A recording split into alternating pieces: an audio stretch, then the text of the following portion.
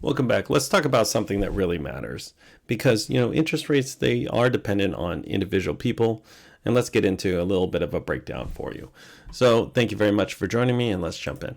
So I posted this a couple of days ago on a Facebook group, and I got quite a bit of a pushback on this. But this is the Experian.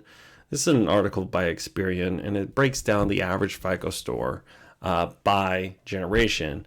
And what it came out to was 2022. There was a variation of actual FICO scores, and it was broken down by generation. So the silent generation was the first one on here, and that's the people that are over 77 years old.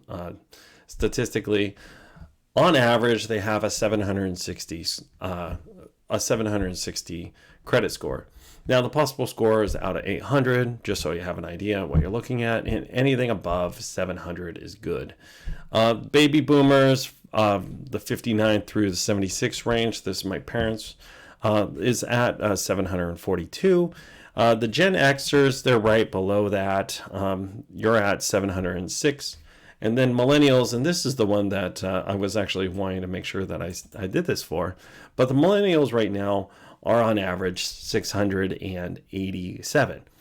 And then Gen Z, which has just entered the workforce in the last 5 to 7 years, is actually at 679.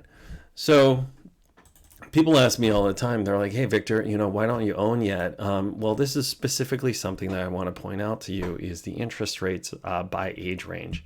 Now, I also want to go into the average home sales inside of Seattle. Now, inside of Seattle, on average, our medium homes sold last month, so the August month of 2023, inside of Washington as a whole in the Northwest MLS was $640,000. Now, if we go into our mortgages available right now inside of Washington, according to Investopedia, it's 7.96% right now.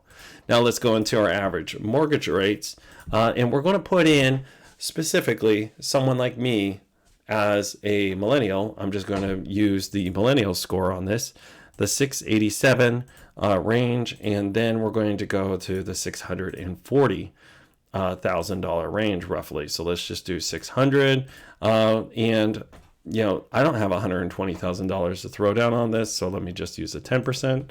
And as you can see, our average rates today are 8.473, and this is a national aggregate. So again, this is not something that's specific to every person, but I want to give you a rundown of what is actually out there. Now, if we go on the reverse of this and we go into a mortgage calculator and we actually put it together and we use that same rate, so the 8.473 or whatever that was exactly. 8.473. And we do our 600,000 and we throw that in there, it would mean that our monthly mortgage payment without any kind of insurance or our HOAs would be $4,602 a month. My rent right now is $2,020 a month for a 2-bedroom, 1-bath inside of Seattle.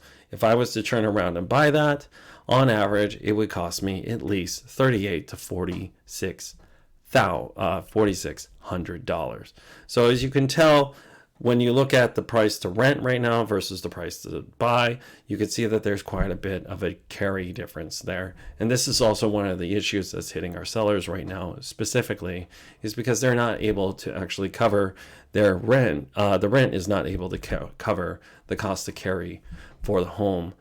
Because especially with how interest rates are right now. If this is kind of interesting to you, you can reach out to me. Here's my number right here. I really appreciate working with you today. And at the same time, I try to make these infrequently for people because they're very specific to each person. So if you have questions on this, just reach out to me. Also, you can follow my website. It's victorashley.com, and you can check out any of the local real estate market in general.